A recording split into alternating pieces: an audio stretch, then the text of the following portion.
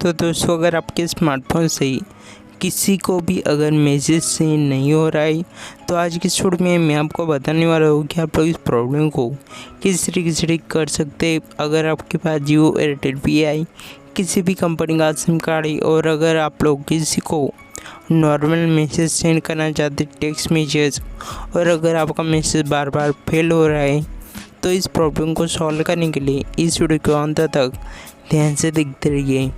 तो यहाँ पे देखिए, सबसे पहले तो इस प्रॉब्लम को सॉल्व करने के लिए आपको क्या करना है। सबसे पहले आपके स्मार्टफोन में एरोप्लेन मोड होता है, इसको 30 सेकंड तक ऑन रखना है।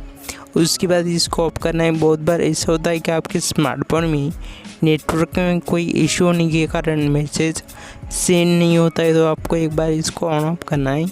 उसके बाद देखिए, आपको क्या करना है, आपके स्मार्टफोन में सेटिंग ऑप्शन को ओपन करना है। जैसे आप सेटिंग ऑप्शन को ओपन करते हैं, यहाँ पे आपको क्या करना है, यहाँ पे आपको एक ऑप्शन देखने को मिलता है सिस्टम अपडेट।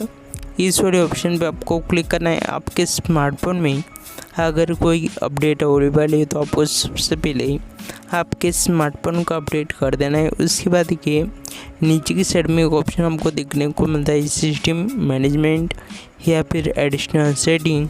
इस वाले ऑप्शन पर क्लिक करना है। उसके बाद यहाँ पे एक ऑप्शन आता है बैकअप एंड रीसेट। यहाँ पे जैसे आप लोग क्लिक करते हैं, यहाँ पे एक ऑप्शन आता है रीसेट नेटवर्क सेटिंग। इस वाले ऑप्शन पे क्लिक करना है। आपके स्मार्टफोन का पासवर्ड वेरीफाई करना है। उसके बाद आपको थोड़ा सा वेट करना है।